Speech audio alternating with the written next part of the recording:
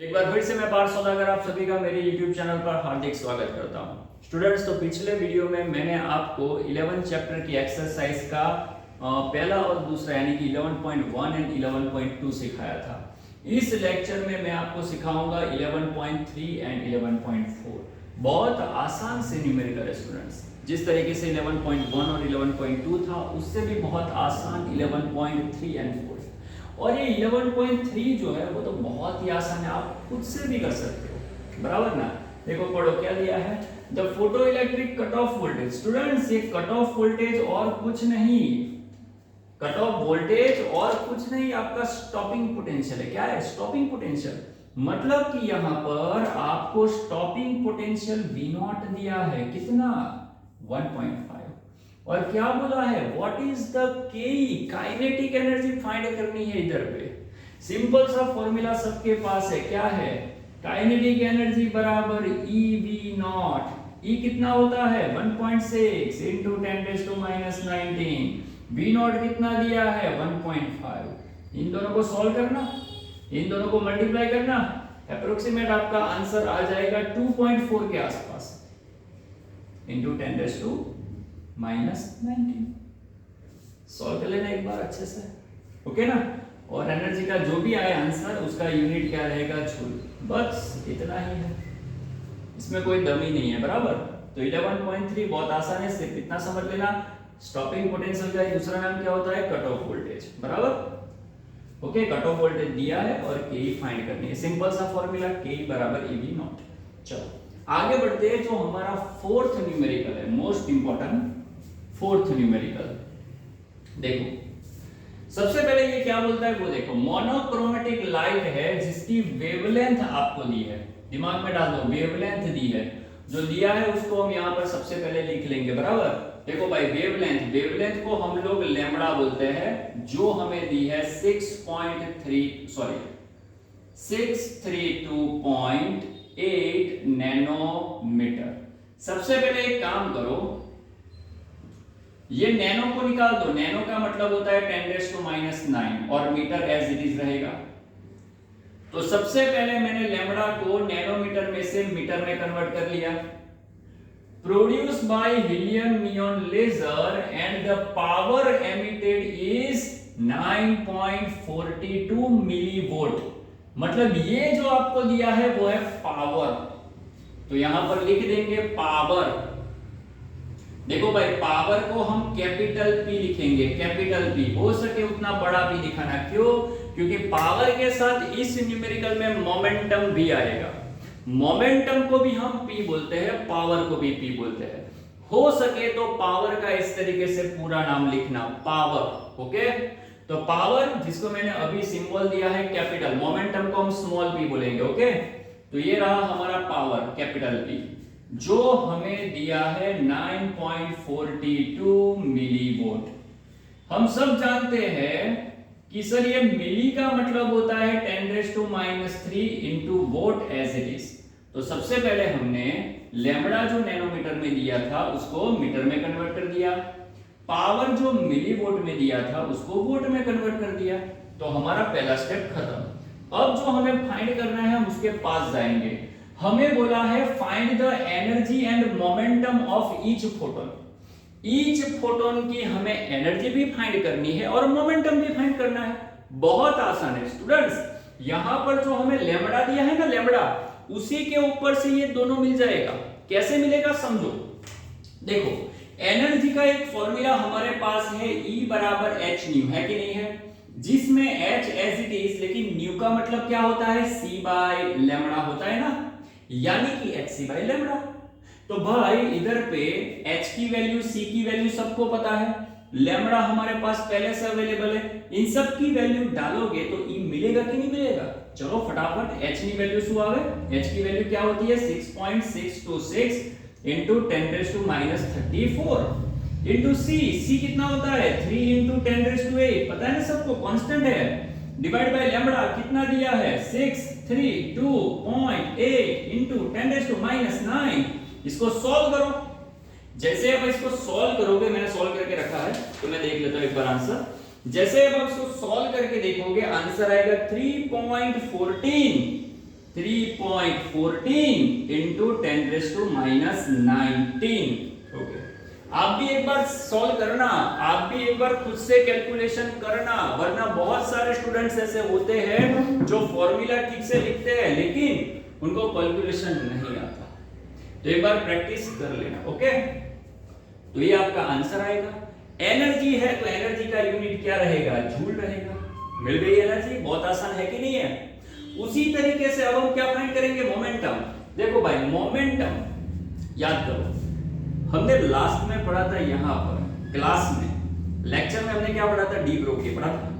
वो क्या बोलता है? लैम्बडा बराबर h अपॉन mv। बोलता है कि नहीं बोलता है?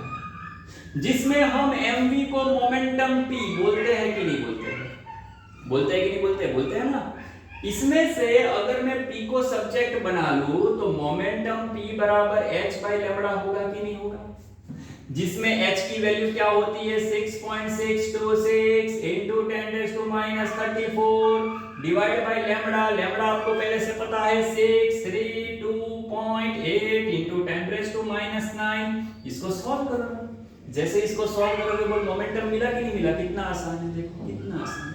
उसकी भी वैल्यू जब आप सॉल्व करोगे तो आएगी 1.05 into 10⁻27। मोमेंटम का यूनिट क्या होता है भाई? किलोग्राम मीटर पर। मिल गया मोमेंटम। देखो तो पहले पॉइंट में हमें फाइंड करनी थी एनर्जी, मिल गई। मोमेंटम मिल गया। अब दूसरे में फाइंड करना है हाउ मेनी फोटॉन्स, मतलब नंबर्स ऑफ फोटॉन्स फाइंड करने हैं। याद करो, मैंने आपको वो भी सिखाया था, एग्जाम्पल में ही न्यूमेरिकल आता था, उसमें मैंने आपको एक फॉर्मूला दिया था। याद करो, पावर की बात मैंने करी थी। पावर का फॉर्मूला क्या होता है? पावर कैपिटल P बराबर E/T होता है कि नहीं होता है? एक फोटोन की अगर मैं पावर की बात करूं तो एक फोटोन के लिए पावर P बराबर E/T होता था। उसके ऊपर से मैंने आपको फॉर्मूला बना करके दिया था P बराबर NE/T, पता है ना? एक फोटोन का पावर E/T, पावर का फॉर्मूला तो यही होता है, पावर बराबर एनर्जी बटे टाइम, एनर्जी अपॉन टाइम, जिसको हम पावर बोलते हैं। एक फोटोन का पावर P बराबर E/T, तो n फोटोन का पावर कितना होगा? Ne/T। इसी में से आप n को सब्जेक्ट बना लो। n को जैसे सब्जेक्ट बनाया, आंसर आया Pt/E, जिसमें से P मतलब पावर, P मतलब पावर जो आपको इतना दिया है 9.42 into 10⁻³ into T मतलब टाइम। देखो भाई फिक्स है, how many photons per second. पर सेकंड का मतलब T बराबर 1 सेकंड लेना है, 1 सेकंड। तो T की जगह पर 1 रख दो, डिवाइड करके एनर्जी जो मिली वो डाल दो, 3.14 into 10⁻⁻19, जिसको जब आप सॉल्व करोगे तो आंसर आएगा 3 into 10⁻16। मिल गया आपको फोटोन के नंबर। इतने नंबर्स ऑफ फोटोन पर सेकंड। पर सेकंड कितने फोटोन निकलेंगे? इतने निकलेंगे। मिल गए नंबर्स ऑफ फोटोन। आसान है कि नहीं? और लास्ट में फाइंड करना है how fast does hydrogen atom have to travel in order to have same momentum as that of photon. How fast, कितना फास्ट हाइड्रोजन एटम को ट्रैवल करना पड़ेगा? हाउ फास्ट, कितना फास्ट हाइड्रोजन एटम को travel करना पड़ेगा जिससे उसका मोमेंटम फोटोन के मोमेंटम के बराबर हो जाए। हाउ फास्ट मतलब जब भी हमें ऐसा बोले ना हाउ फास्ट, तो यहां पर आपको स्पीड फाइंड करनी है, वेलोसिटी फाइंड करनी है। मतलब दिमाग में डाल दो, ये जो थर्ड पॉइंट है ना, उसमें हमें वेलोसिटी फाइंड करनी है, स्पीड फाइंड करनी है। और यहां पर बोला क्या है? How fast does hydrogen atom to travel in order to have same momentum of photon. मतलब हाइड्रोजन एटम को अपना मोमेंटम, हाइड्रोजन को खुद का मोमेंटम फोटोन के मोमेंटम के समान करना है। मेरे को मेरा मोमेंटम आपके मोमेंटम के समान करना है। मैं मतलब हाइड्रोजन, आप मतलब फोटोन। हाइड्रोजन का मोमेंटम फोटोन के मोमेंटम के बराबर करना है। तो सिंपल सी बात है सर, मैं इधर पे लिखूंगा मोमेंटम ऑफ हाइड्रोजन एटम, उसको इक्वल करना है मोमेंटम ऑफ फोटोन के। सिंपल से लिख सकते हैं ना। चलो भाई, हाइड्रोजन एटम तो एटम है, एटम के पास मास होता है, और मास वाली कोई भी चीज उसका मोमेंटम कितना होता है, P बराबर mv। मोमेंटम का जनरल फॉर्मूला P बराबर mv। और फोटोन का जो मोमेंटम है वो तो हमने पहले से ही फाइंड किया है। देखो ये है फोटोन का मोमेंटम, तो हमने पहले ही फाइंड किया ना, P बराबर ये। तो फोटोन के मोमेंटम को तो हम P ही बोलेंगे। अब देखो m मतलब मास, m एक सेकंड, हमें फाइंड करना है v, तो v को सब्जेक्ट बना लो, v बराबर क्या होगा, P बाय m। अब P मतलब क्या है, मोमेंटम। किसका मोमेंटम, फोटोन का मोमेंटम। और फोटोन का मोमेंटम तो हमें पहले से पता है 1.05 into 10⁻22 डिवाइड करके m मतलब मास। किसका मास, भाई देखो हाइड्रोजन एटम का मास लेना पड़ेगा। क्यों, क्योंकि मोमेंटम ऑफ हाइड्रोजन एटम है mv, जिसमें मास किसका होगा, हाइड्रोजन एटम का। और सबको पता है कि हाइड्रोजन एटम का मास कितना होता है, 1.67 into 10⁻27 होता है ना। और एक सेकंड, यहां पर गलती हो गई, मोमेंटम 1.05 into 10⁻22 नहीं है, 27 है। देखो 1.05 into 10⁻27, कितना आसान है, ये तो कट हो गया।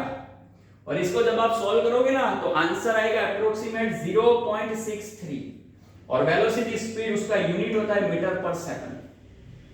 तो बहुत आसान है, मिल गया आपको अपना मोमेंटम, सॉरी आपकी वेलोसिटी। कितना फास्ट भागना पड़ेगा, इतनी स्पीड से भागना पड़ेगा। अगर मेरे को मेरा मोमेंटम आपके मोमेंटम के बराबर करना है ना, तो मेरे को इतनी स्पीड से भागना पड़ेगा। सिर्फ इस न्यूमेरिकल में याद रखना, ये बहुत आसान न्यूमेरिकल है, लेकिन इसमें एक चीज आपको समझनी पड़ेगी, मोमेंटम और पावर दोनों को मिक्सअप मत कर देना, बराबर। तो पावर को इसी तरीके से सॉल्व करना अलग से, बराबर, वरना लोग कंफ्यूज हो जाता है कि सर पावर भी P है, मोमेंटम भी P है, एक की वैल्यू दूसरे में डाल देते हैं, तो सिर्फ ये गड़बड़ ना हो जाए, बराबर। समझ में आया, बहुत आसान है, एक बार देखो शांति से, इसका स्क्रीनशॉट ले लो। तो नेक्स्ट वीडियो में मैं और दो न्यूमेरिकल की बात करूंगा, इसको नोट कर लो। Thank you.